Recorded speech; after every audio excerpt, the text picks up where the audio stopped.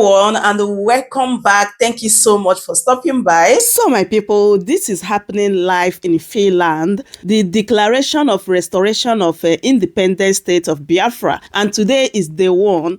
Despite that Simon Ekpa is not present, but the show must go on. Like, this is so emotional, honestly, because Biafrans are telling the world their story. Just watch the video and see everything that is happening live in Finland. But before then, please don't forget to subscribe if today is your first time here. Here I bring to you all the trending gist and also the latest news from Nigeria. Please don't forget to share and also give me a thumbs up so that YouTube will recommend this video to other people to watch. Thank you so much for doing so. Welcome to Chammercy News TV. Home of entertainment and politics update. Introduce the Biafra Prime Minister, Honorable His Excellency Simon Ekpa Njoku.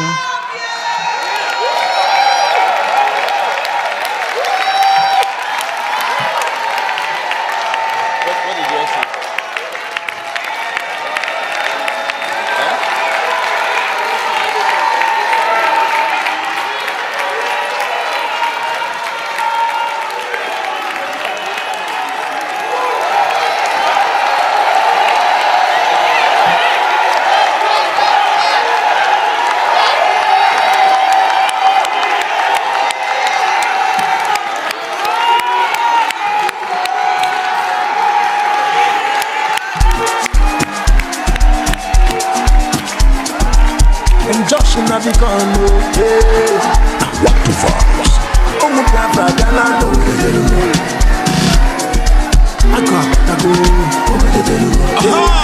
That's all. That's not joy. We didn't take place. We tried to do it one another. Oh, So, yeah, na die kwa mume. Oh, ne me.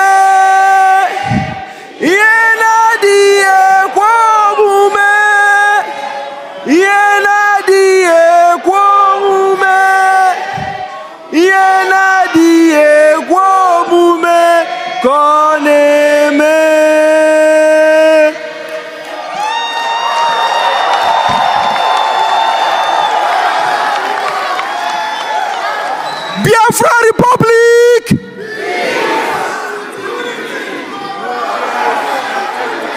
Biafra Republic!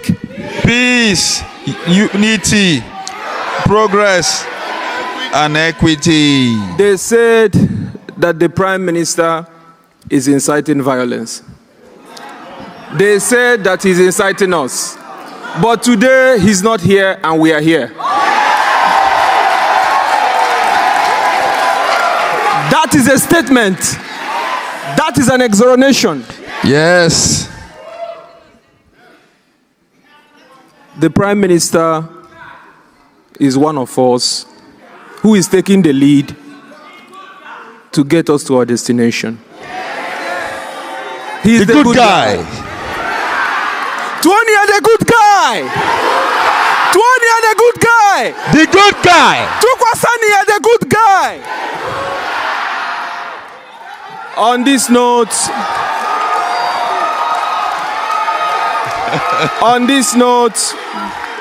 note, in his absence, please permit me to welcome the Honorable Prime Minister Obatobie I of Biafra land, Anon Kankampi. Ochua de Robo Biafra. Woke Jejemba.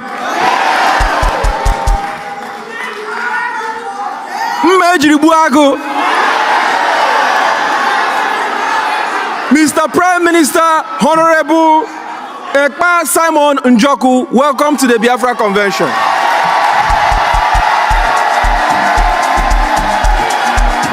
It's a record, no.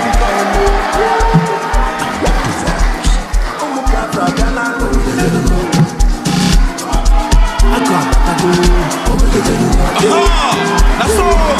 That's not joy. We didn't take place. We tried to do it one another. You know the look, eh? That's all. Everybody can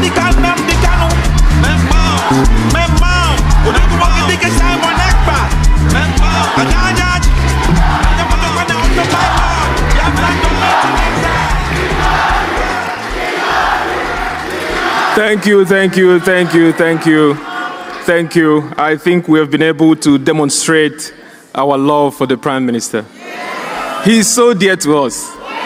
Wherever he is, he's in the spirit with us. On that note, I call on the Chief of Staff of the Biafra Republic Government in Exile, Dr. Ngozi Orabreze, to come in and stand for the Prime Minister and to deliver his speech. And there was yours.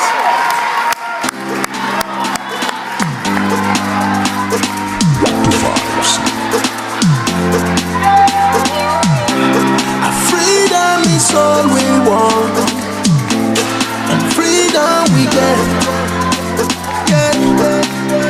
Many sacrifice, many pain and sorrow, but here we come. We change and for our praise, cause we don't care for the sorrow, the tears and the blood. All the people to lose around, tell them say Africa don't free, tell them say Biafra we don't go, tell them say we don't open the door.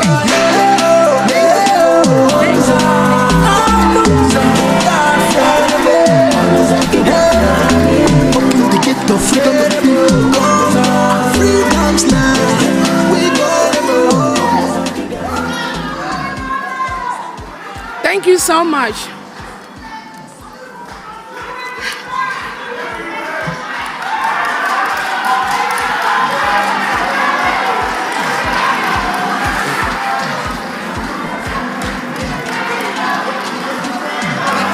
Thank you.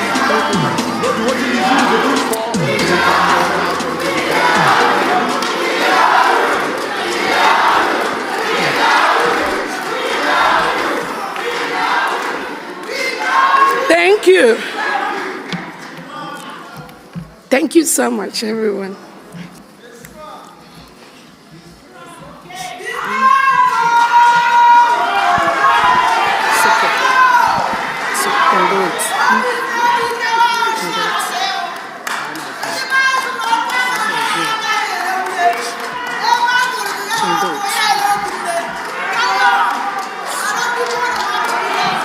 We are here with you, remember, okay?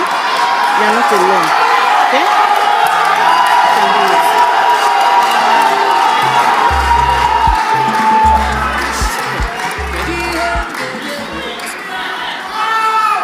Thank you so much, Biafrans.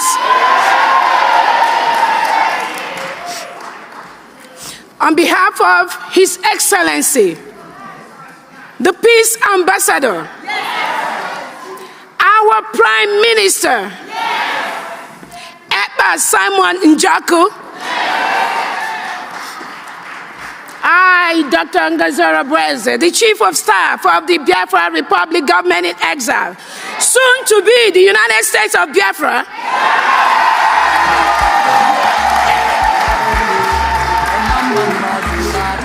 and the de facto government at home, by the powers conferred on me by His Excellency, the Prime Minister, I'm going to go ahead and read his speech.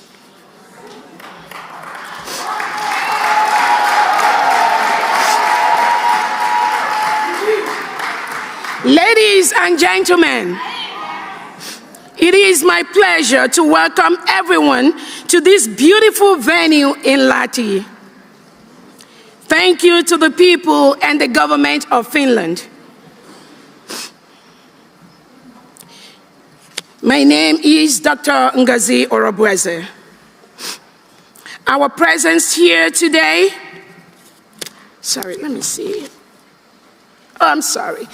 all right. I stand here on this memorable event in Lahti to welcome Biafrans and dignitaries from all over the world that are here present in Finland.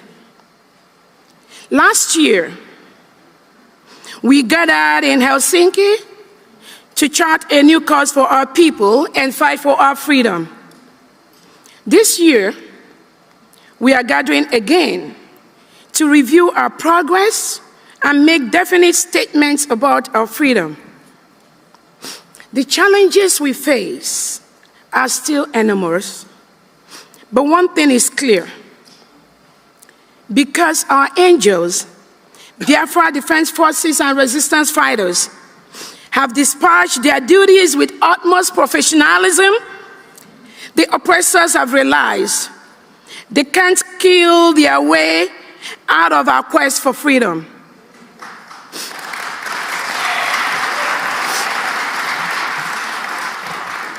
Their ploy to deceive the people with fake restructuring and state creation will not work. You all remember, we've been asking for restructuring for ages, and Nigeria have refused. Now that our PM has risen up, they now want regional government. Not for us anymore.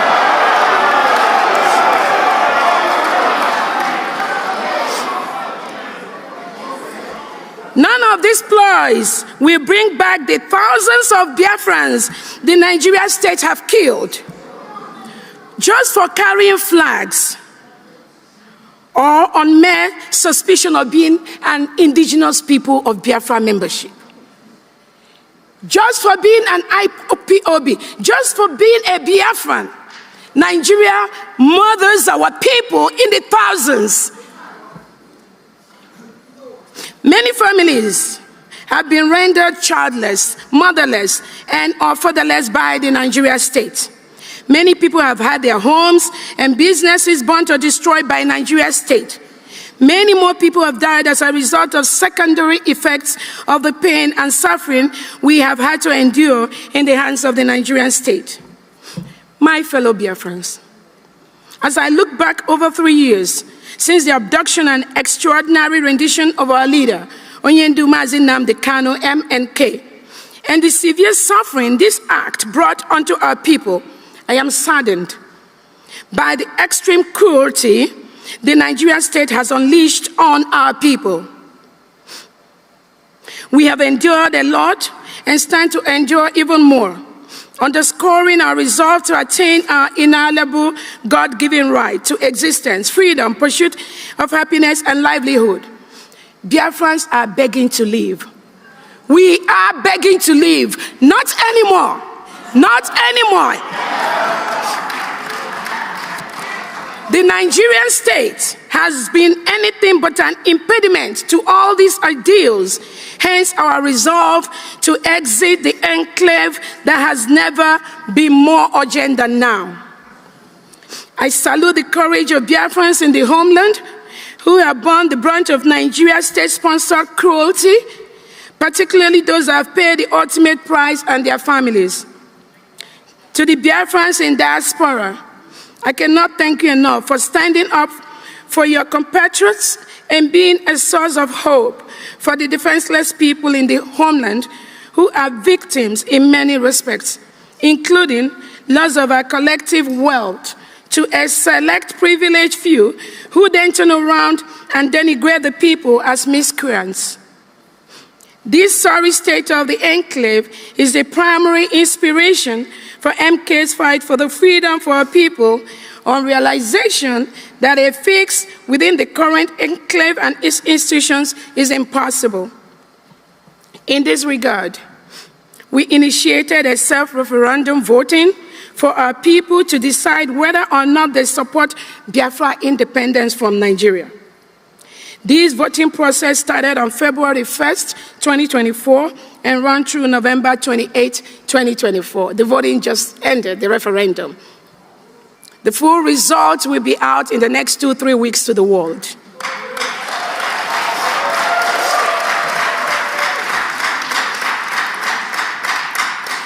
The participation was massive, with approximately 50 million votes cast. The results of the self-referendum will be released later in the next 1 or 2 weeks. Once again, I welcome you to the most beautiful and most hospitable city, Lahti, Finland. Thank you so much.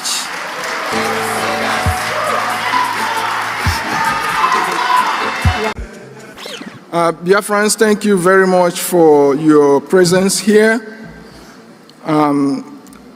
I want to recognize our leader, Mazi Nnamdi Kanu, I want also to recognize our Prime Minister, His Excellency Simon Ekpa. They have given our people hope. They saw the tribulations our people are passing through, and they have done the needful. We are fortunate to have a prophet in the name of Mazen Nandekano, who everybody testifies that everything he had prophesied had happened.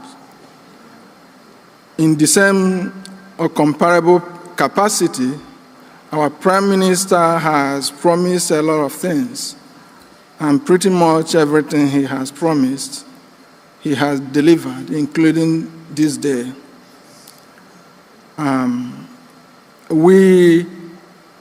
The Declaration Committee met severally and documented all our grievances, and I have their mandate to read them today for you, for everyone present here to endorse. So without wasting your time, this is the Declaration of Restoration of Independent United States of Biafra. Today is November 29th, 2024, here in Lahti, Finland. We, the officials of Biafra Republic government in exile, Biafra de facto government in the homeland, and the delegates from across the world representing the constituent states of the United States of Biafra, who collectively and individually advocate for self-preservation of our people in the face of unrivaled genocidal onslaught by Nigeria government against our people in Nigeria and the 40 states of the United States of Biafra, have gathered here in Lahti, Finland, this day, November 29, 2024, to make the following declarations.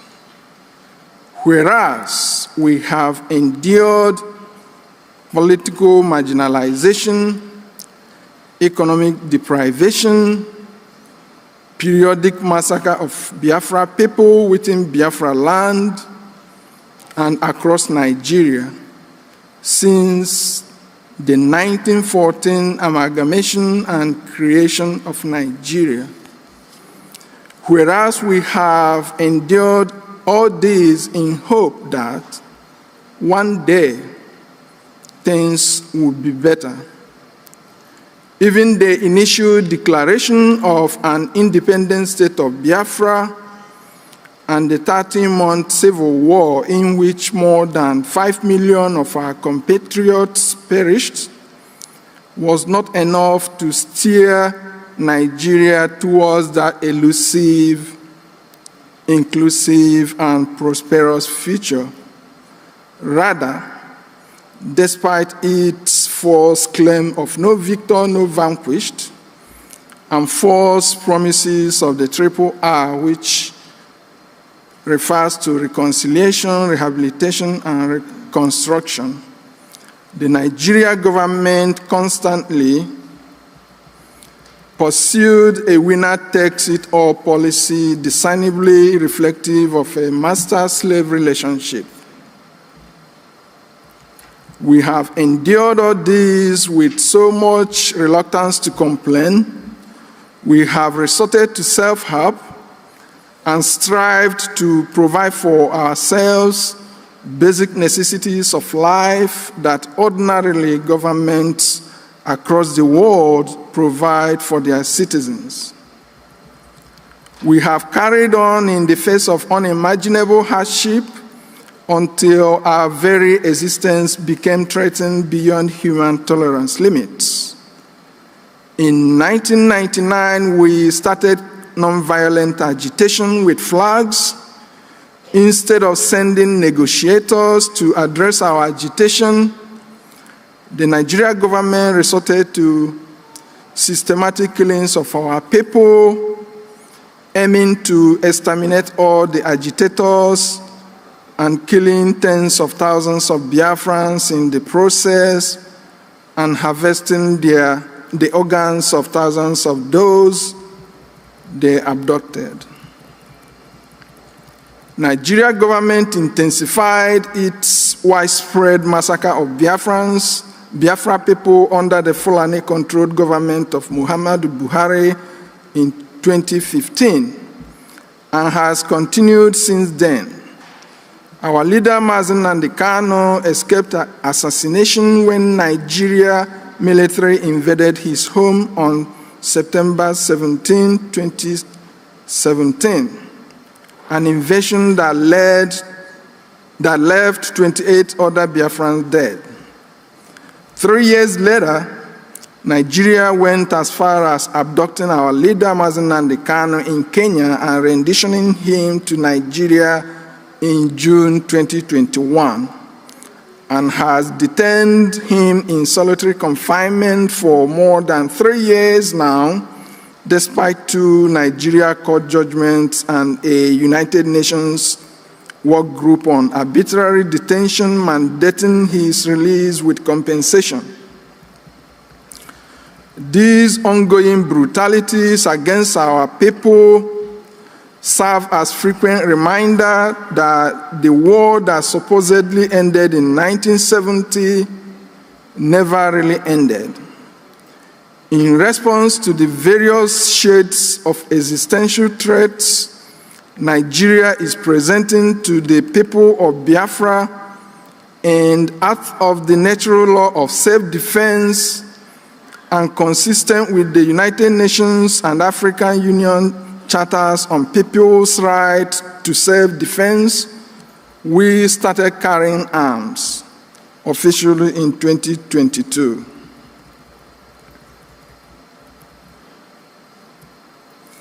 Now, therefore, to protect ourselves from government-sponsored violence, we have reached an incontrovertible conclusion that self-determination and self-governance are the only viable permanent solutions against ongoing violence orchestrated by the Nigeria state against the indigenous people of Biafra, and both give us state power to protect ourselves from external aggression, such as invasion by Fulanis from other countries, which Nigeria is not preventing but facilitating. On the basis of these and many more grievances listed hereunder, and knowing fully well that we are a group of people confronting several extenuating circumstances that collectively make our people an endangered species, and knowing fully well that the only means for our collective survival is self-preservation and self-determination, we are taking these steps to declare the restoration of the independence of the United States of Biafra, also known as the Confederating States of Biafra.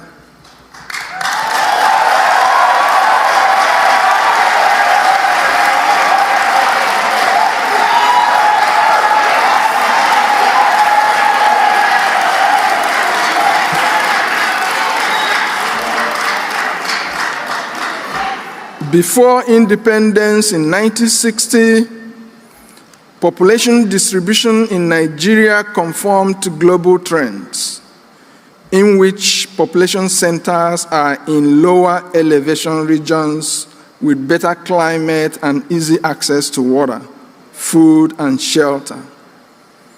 In 1960, Nigeria was comprised of 3 supposedly equal regions: North with 14 provinces, East with 12 provinces, and West with 9 provinces. This meant that the North had 14 provinces, while the South had 21 provinces. However, after independence, and with political power in the hands of unscrupulous elements from the north, the geopolitical distortion began in the most senseless manners. Nigeria became a country where human settlements violated laws of nature, with outrageous claims that more people live in the hot, arid north than the mild coastal south. Gradual and arbitrary creation of states by mainly military leaders from the north over the years resulted in the north today having 19 states and 414 local government areas, while the south has 17 states and 355 local government areas. This distortion in the geopolitical structure of Nigeria has been used to politically and economically marginalize the people of Biafra. Because the number of states and local governments are directly used for political representation and revenue allocation to the disadvantage of the South, even though as much as 90% of the resources sustaining Nigeria come from oil and gas resources in Biafra land.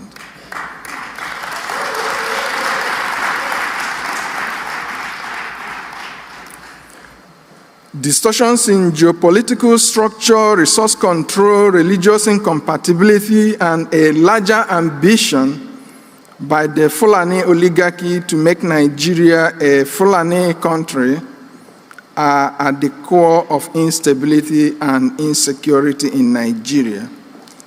And all avenues by indigenous people to seek redress have been met with brute force. Such brute force has resulted in military invasion of numerous communities in Biafra land and indiscriminate killings of people in those communities at genocidal scale. For example, Section 1 of the Biafra Declaration Handbook captures several of the Nigeria government-sponsored killings in the hinterland of the United States of Biafra, also called the Southeast, as well as the South-South. Notably, Ezu River massacre under Governor Peter Obi, Onisha Mpo massacre under Governor Obiano, Obaru massacres under Governor Soludo, Obibo massacre under Governor Wike, Ohafia and Aba massacres, including 150 youths praying at Ngwa High School and another hundreds of innocent Biafrans on a parade in Aba, as well as the invasion of Mazin Nnamdi Kanu's home that left at least 28 people dead under Governor Ikpeazu. Also, widespread Ebonyi massacres under Governor Umahi, widespread Enugu massacres under Governor Ugwuanyi, widespread Imo massacres, including repeated invasions of Izombe, Olo, Osu, under Governor Zodimma. Nigeria terrorist forces also unleashed mayhem and killed hundreds of Biafrans who were celebrating in Port Harcourt Donald Trump's victory in the 2016 US presidential election. In all days, tens of thousands of Biafrans have been killed. But the coastal regions of Biafra have also not been spared in these killings, and more than 4,000 people were killed between 1999 and 2024. In particular, Ode massacre in 1999, Kwale massacres in 1999, and ongoing Ozoro Ole massacres 1999, 2003, Uweru massacres 2021 to 2023, Okuama massacre 2024, Olodiama massacre 2024, and not to forget one of the worst recorded massacres in human history in Asaba, 1967-70.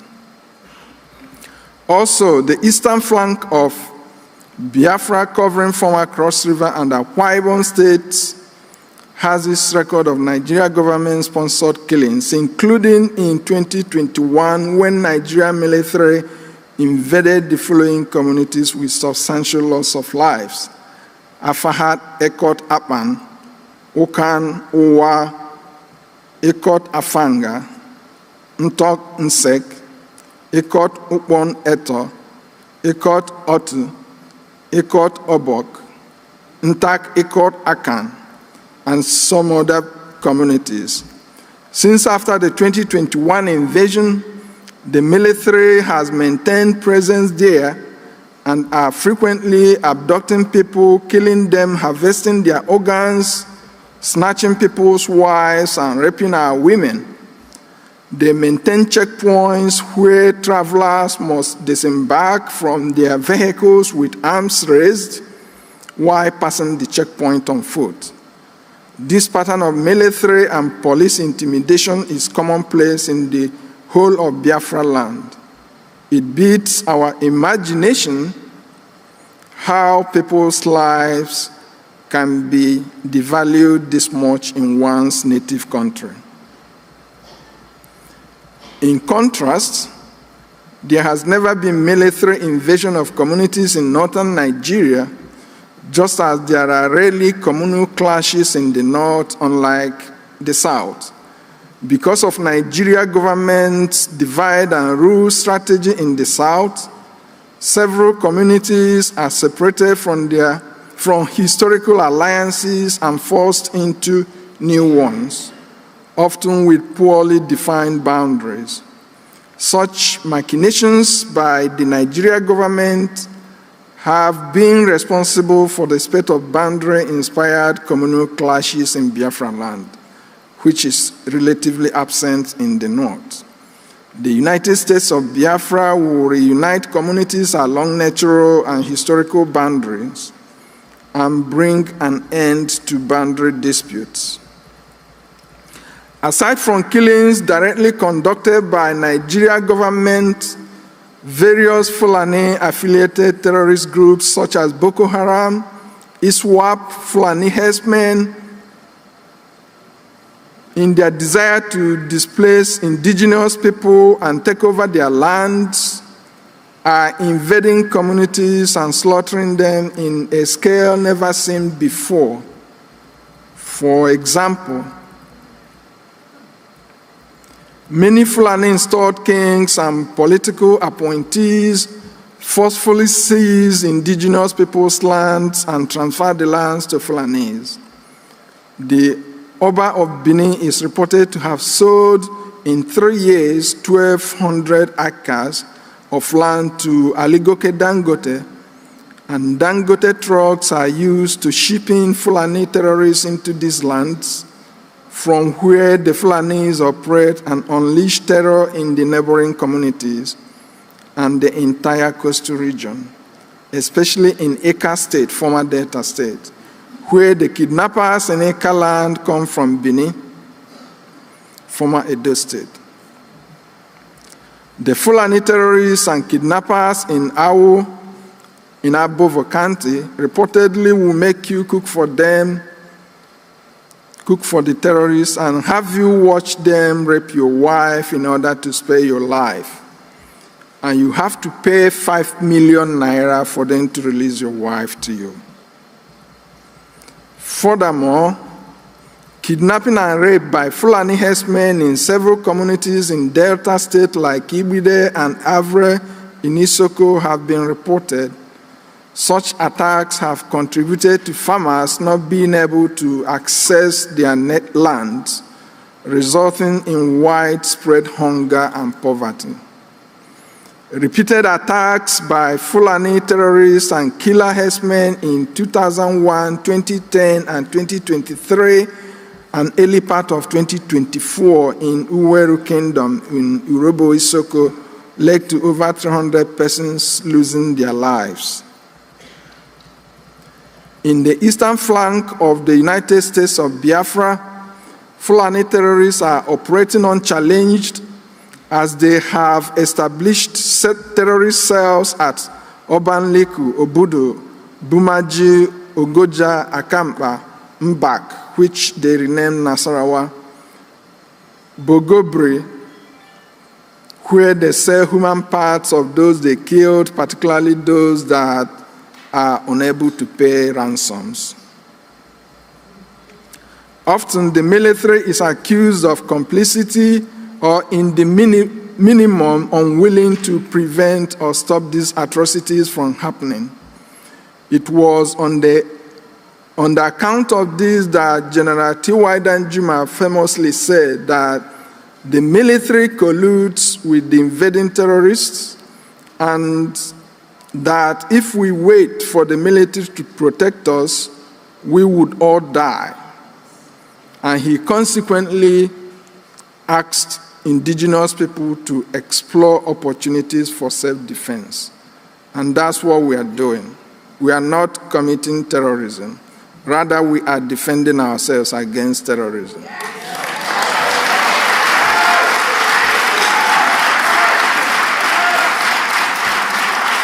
And Mazen Nnamdi Kanu is not inciting violence and is not committing terrorism. Rather, he was sensitizing his people against terrorist threats.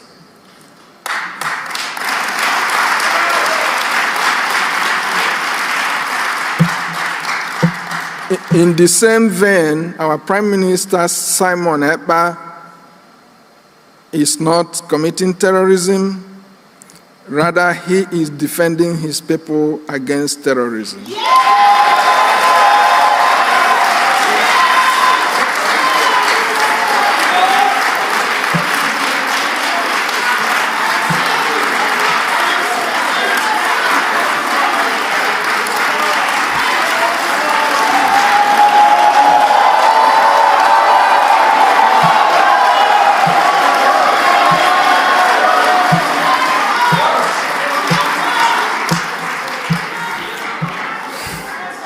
I stand here to say that all over the world, killing people is called homicide, and it's a crime.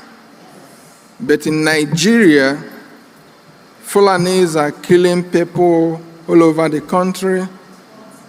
They are committing homicide, but the Nigerian government doesn't treat their killings as homicide. Rather, they give them all manner of entitlement, okay? Rather, what they treat as terrorism is you defending yourself. So,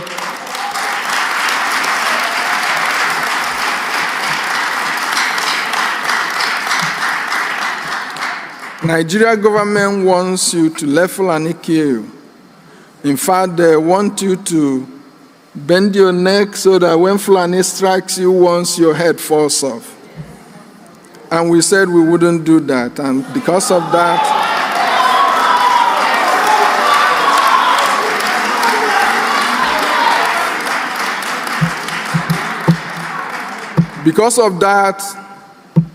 we are hell-bent defending ourselves against terrorism, including against Britain, okay?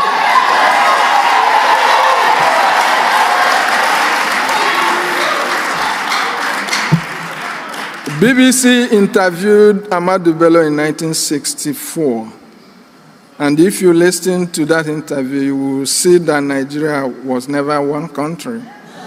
And Britain forcing us to be in the same country is exercising futility.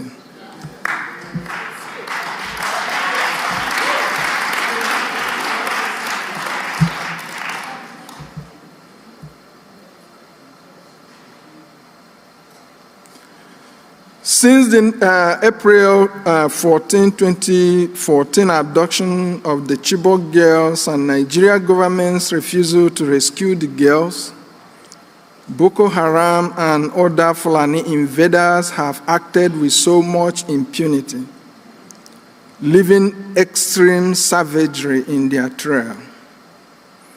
October 30, 2024, the press reports that Fulani invaders have taken over the largest Nigerian military training camp in the north. There is no word yet from the government. Even the blind can see the game plan. As Nigeria deployed its military down south, foreign invaders overrun the north. The entirety of the confederating states of Biafra have come to the realization that without state autonomy, it is impossible for us to exercise full control over our land, which makes it easy for grabbing by invading terrorist headers who, despite being armed, also enjoy protection from the military if indigenous people are to confront them. The political and economic marginalization of people of Biafra are well documented in sections 1 and 2 of the Biafra Declaration Handbook, and a few of them are listed here.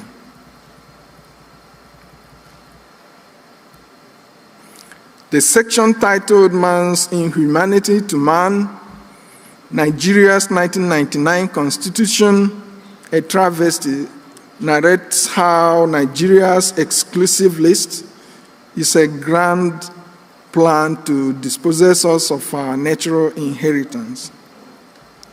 It is noteworthy that while the Nigeria government has added every imaginable resource in the south to the exclusive list, comparable resources in the north are left under the control of the north, such that oil, gas, and solid minerals, including salt, in the south are in the exclusive list and therefore under the control of the Nigeria government. Whereas similar resources in the north, for example, gold in Zamfara, is not controlled by the Nigeria government, it is controlled by Zamfara people.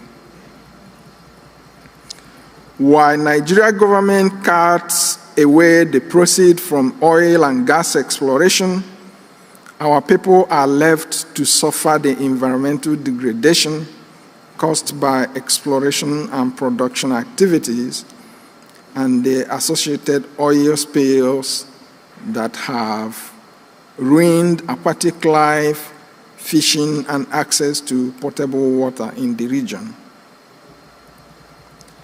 Preceding the 1999 Constitution was Abuja 1989 Declaration that set out an Islamic agenda to transform Nigeria into an Islamic state. They sought to make Nigeria a member of the Organization of Islamic Cooperation, ensure that Muslims control strategic positions within the country, and ultimately have Nigeria ruled by a president and vice president of the Islamic faith, a feat they have achieved with the 2023 selection and coronation of Bola Ahmed Tinubu and Yerima Shetima as president and vice president, respectively. Aside, many indices of religious incompatibility abound and frequently lay bare the deceit of one Nigeria. Times without number, Christians and Biafrans are killed by the Islamists in Nigeria over events that happen outside Nigeria. Notably, Nigeria was the only place in the world where Christians and Biafrans were killed over the US war against Taliban in Afghanistan in 2001. Whereas in other parts of the world, people protesting against the war burnt only American flags and George Bush's effigies. Likewise, a Danish cartoon of Prophet Muhammad in Denmark in September 2005 meant that many more Christians and Biafrans had to be killed by the Islamists in Nigeria. Between 2006 and 2007, hundreds of Biafrans were killed in various Islamist protests against the Danish cartoon of Prophet Muhammad in the north, notably on February 18, 2006 in Maiduguri.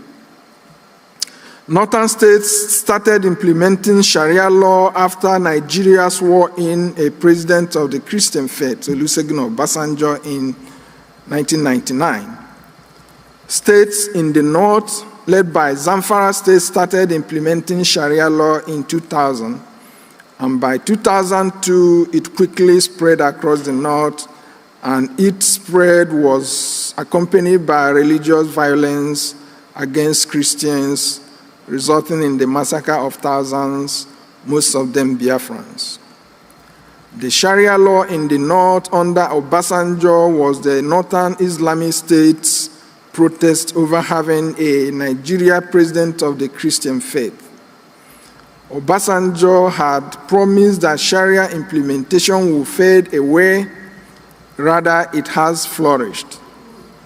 The North has created Hizbah police to enforce Sharia law.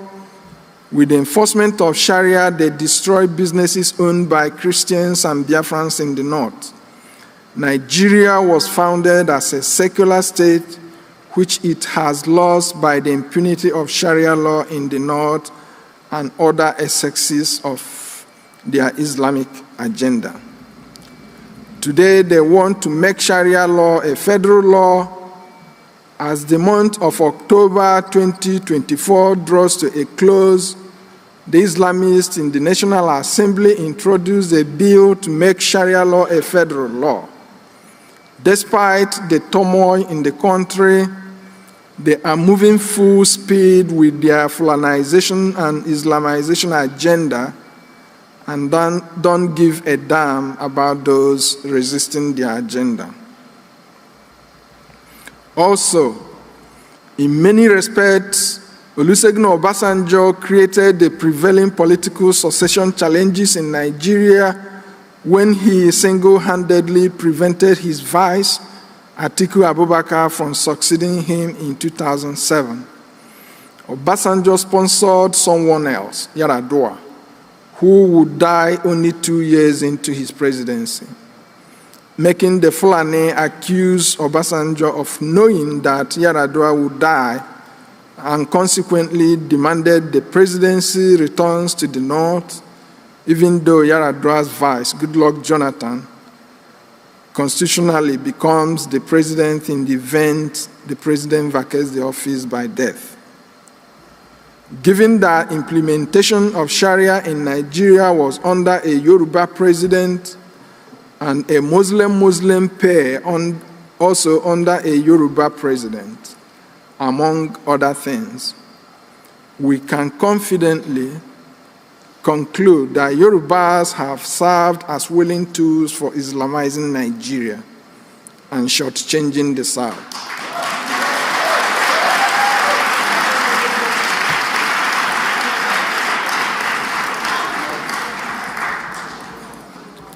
August 23, 2024, as reported by Sahara Reporters, Tinubu government excludes Southeast institutions as NEL Fund publishes student loan disbursement to 19 universities and other higher institutions.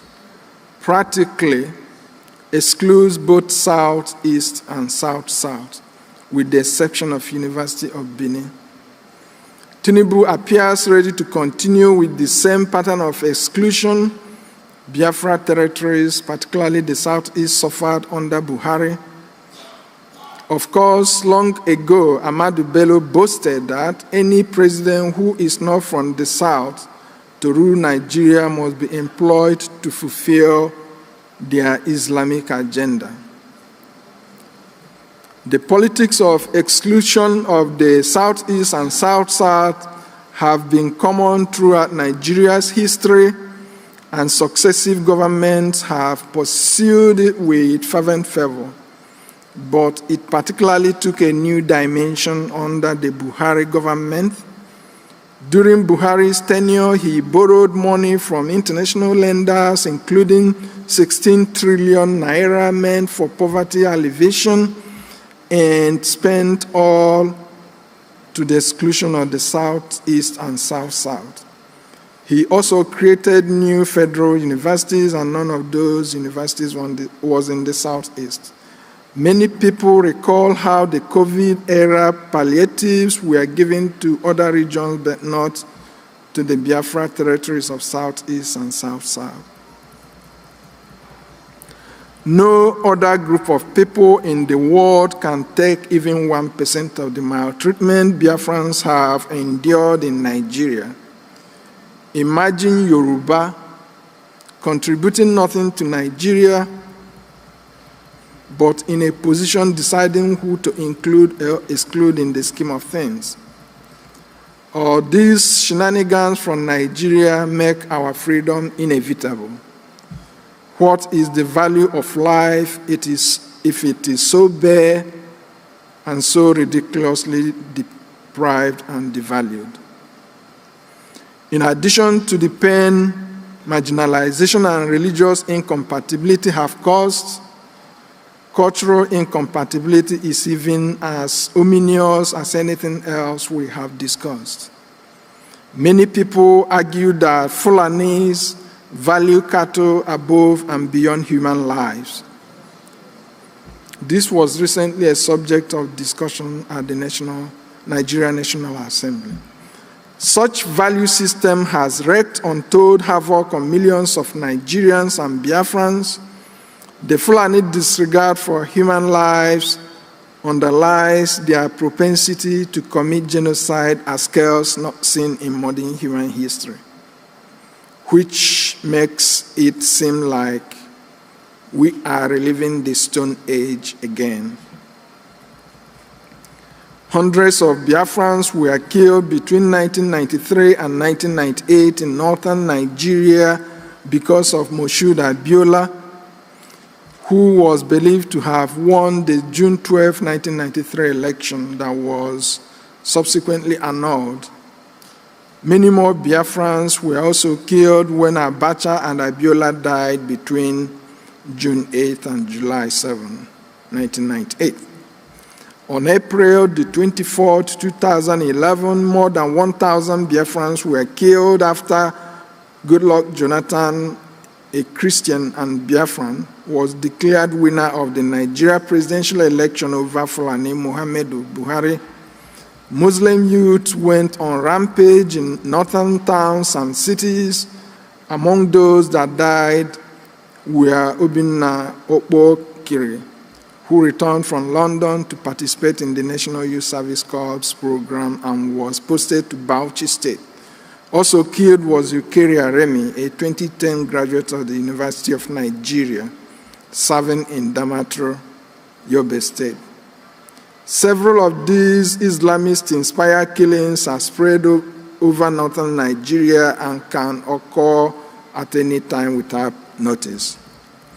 Other instances include Fulani invasion of communities in Biafra land, including Ehamufu, Izombe, Obanliku, Obudu, Bumaji, Ogoja, Akampa, Mbak, Bogobri, Ibide, Avre, Uweru, and other places, as well as Fulani killings and slaughtering of people who are unable to pay ransom, and in many instances, even after paying ransom.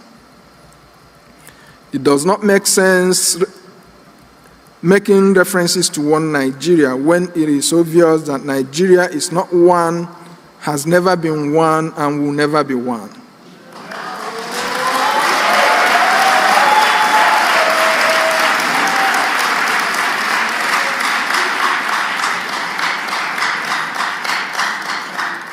Anybody that listened to Ahmadu Bello and his doctrine of Igbo hate and exclusion as he encapsulated in his notorious interview with the BBC in 1964, which is the template the Fulani has been acting out, as evidenced by Yerima Shetima's late infamous phone call with Ibikunle Amosun, and still thought there was a country called Nigeria or one Nigeria, that still believed the disparaged group belonged together with the disparaging group, must share some responsibility for the avoidable carnage from the forced union of people that have nothing in common.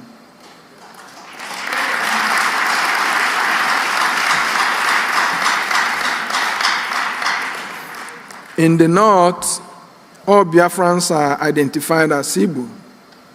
So when you hear Ahmadu Bello mention Igbo, don't think you are not included because you don't see yourself as Igbo. When it starts happening, the North doesn't separate the man from Monisha, from that from Uyo or Aba. Neither do they separate the man from Enugu from the one from Calabar, just as they don't separate the man from Owerri or Port Harcourt from the man from Esan, Warri, or Yenagoa. The North sees all of us as one. They only divide us as a tool to weaken us and cheat us.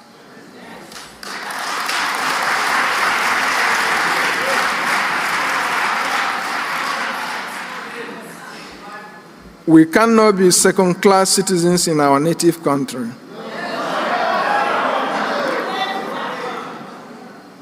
We would all embrace diversity if it means live and let live. But this is not the case. Diversity in Nigeria means die so that Fulani may live. They want to kill us and take over our lands. For Fulani to grow their cattle rearing business, they want to ruin our crop growing business. They feed their cattle with our farms, and the Nigerian government does not think that this is unacceptable. They kill us, and Nigerian government has never made any effort to stop the killing or fish out the killers. Rather, the government goes after anyone with ability to protect his or herself. They say they want to dip their Quran in the Atlantic Ocean, and they are meticulously pursuing that agenda. And nothing will stop them except we rise up to stop them.